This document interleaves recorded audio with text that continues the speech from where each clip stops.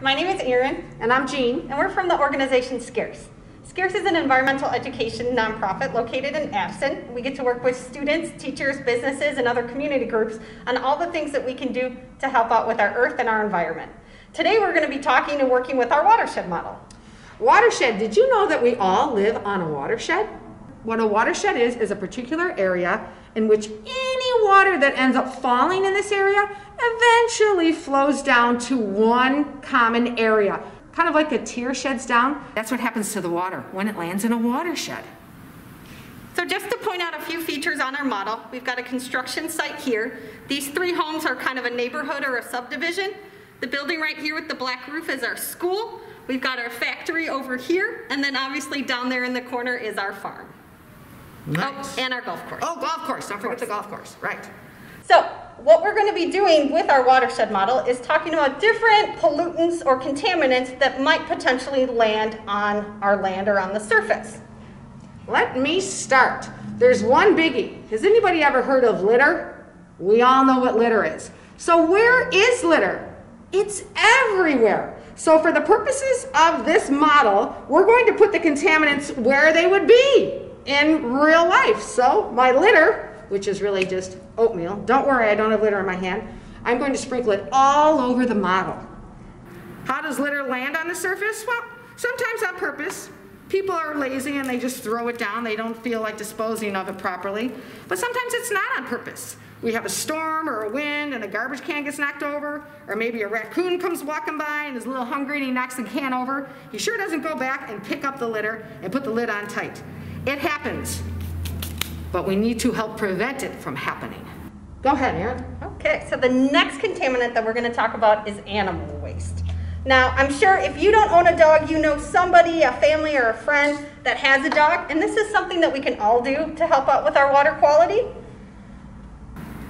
Sprinkle some of this on here. Oh. Now, I'm sure you guys have been to a park or maybe a forest preserve or a nature center and you've seen signage that says, pick up after your dog.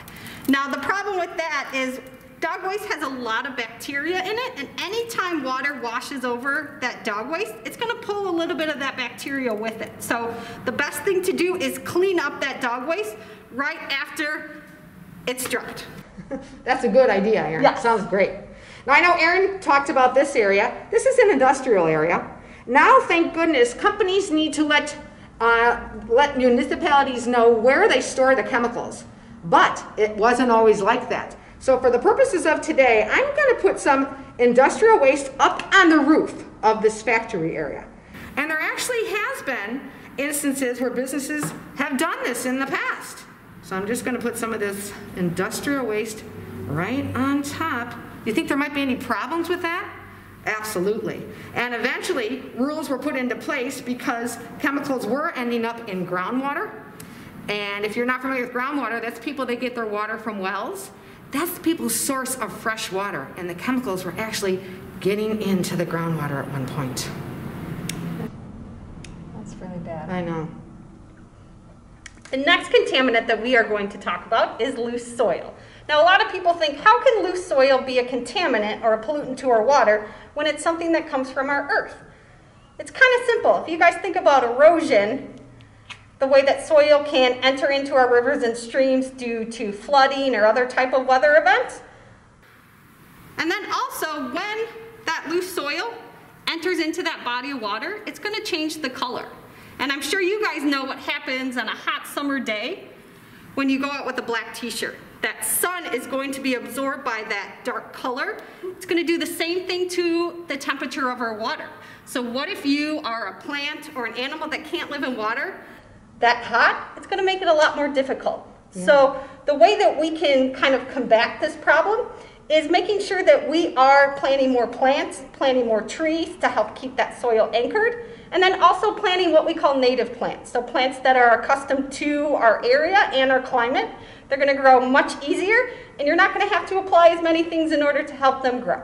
What an easy, simple solution. And on the model, all the brown areas are supposed to represent open soil. So these would be perfect spots to plant native plants.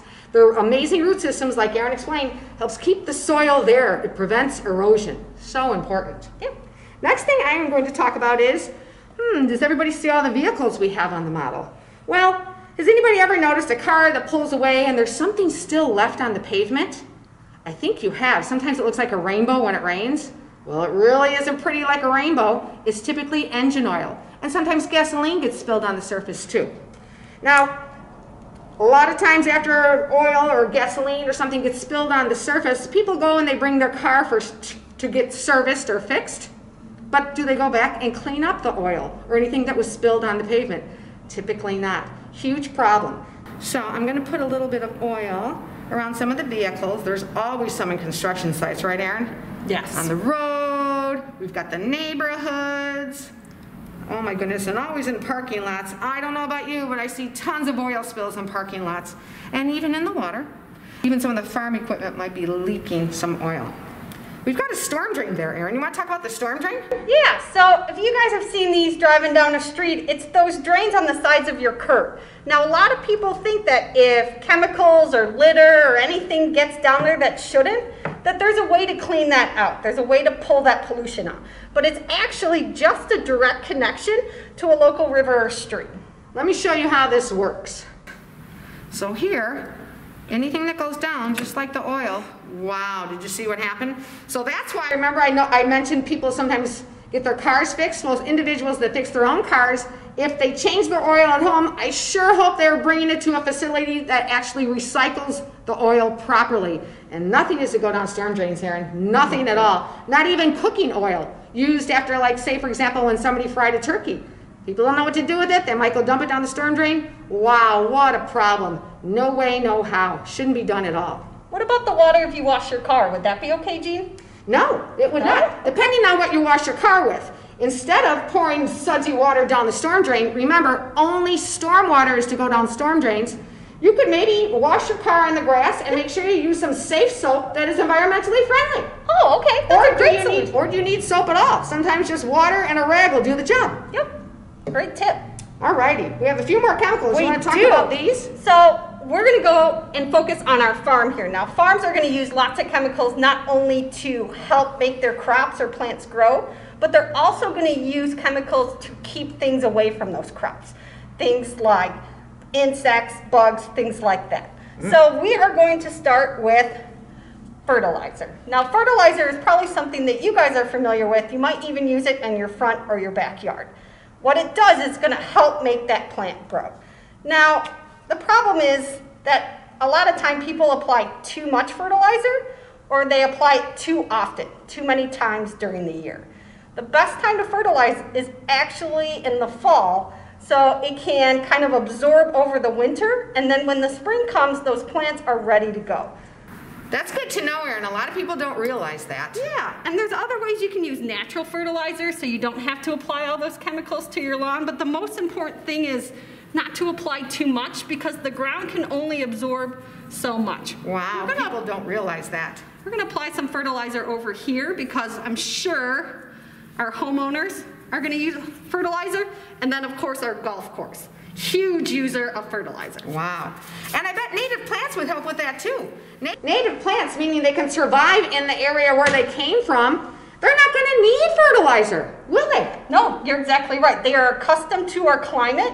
Here in Illinois, we don't get a lot of rain or precipitation, so they can go long periods of time without getting a good water. Yeah, like our hot, long summers. Wow. Yep. Another chemical that's applied to the surface is herbicides. Now, I know Erin kind of mentioned about that. Instead of applying chemicals to the surface, which I'm going to do here for purposes of this model, how about people should just really pull weeds by hand or use something safe to eliminate the weeds if they don't want the vegetation in their gardens or in their grass or something. Such as hot water, like if you're going to boil a pot of water to cook some noodles or eggs, go pour that hot water out on a weed you don't want. Guess what? It goes bye-bye and it's safe for the environment. Let me put a little more herbicide here. All right, there's always people that don't want weeds in their yard. They should really, really be careful too, because some native plants, which are so important, have the name weed in them, like milkweed. What's milkweed used for, Erin? That is used to host monarch butterflies, and we know how important our monarchs are right now. Yeah, big time. I think there's one more chemical, Erin. There is. So Jean talked a little bit about herbicide, things that we use or a chemical that we use to kill weeds or plants that we don't want. I'm going to talk about pesticide. Whoa. This is what we use to keep insects or bugs off of our crops or keep them from eating them. So we're going to sprinkle a little bit. Just the name alone is kind of scary, Erin. It is, yeah. But just like when Jean was talking with our herbicide, there's other alternatives. There's natural ways that you can keep pests out. Sometimes even planting different plants around crops will deter pests from getting to them. Things like marigolds are really easy and they're inexpensive to kind of line your beds of your vegetables with and keep those pests out. That's a great idea. Yeah. And you know, every creature has a purpose, so maybe we shouldn't be getting rid of certain pests. That is a good point, because sometimes when you try and remove a pest or an insect, a new problem arises and it gets all out of whack. I can think of one off the top of my head, the food chain. Wow, we don't want to disrupt the food chain because eventually it works its way down to us. Yeah. Unfortunately. Yep, you are correct. All right, so I know you mentioned precipitation and rain. Yeah, we get about 36 to 39 inches of precipitation a year in our area here. I think we got more of this year. In fact, I know we got more of this year. But, so we are going to put some precipitation in the form of rain on this model, and we're going to see what happens to every single contaminant or form of pollution we put on here, what happens to it when it rains. Should we start with our cloud bottle first? Start with the cloud. So we're going to start kind of with our real system here. Wow, that's a major storm. That's what's happening. We're familiar with those. You guys can see. All right, now I'm going to start with some of the other sprinkles here, because sometimes our rainstorms aren't always that heavy with big drops, but wow. Are you guys checking it out and seeing what's happening to everything that was placed on the model? Everything that's not there naturally?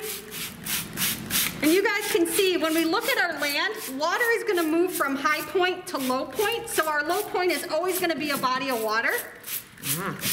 And when that water moves, it's going to pull all those pollutants and all those contaminants with them. Oh my goodness, Erin. Pretty scary. That is very scary. Very scary. Now, I don't know if anybody noticed we had some holes here in the model. Where are they? They're all over the place, here and here. Remember I mentioned earlier about groundwater? Some people get their water from wells.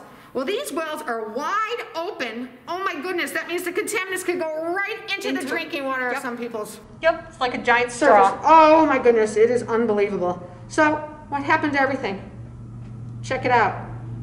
I don't know, would you like to be a fish swimming in that? Ah, how about a human swimming in it? Swimming in that, yeah. Going in it. Now, what do we need water for? Drinking, cooking. We are mainly water. Bathing, swimming, all those kinds of things.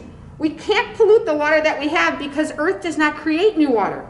We're reusing water over and over, so we need to protect the quality of it as much as we can by not adding these contaminants to the surface. You are correct, and especially because we live in the Great Lakes area, we hold so much of the world's freshwater resource that we have to take even better care of it, because what if someday it comes that we need to allow other people to use that water too? Wow. So we need it clean for ourselves and then for other people to use just in case. We sure do.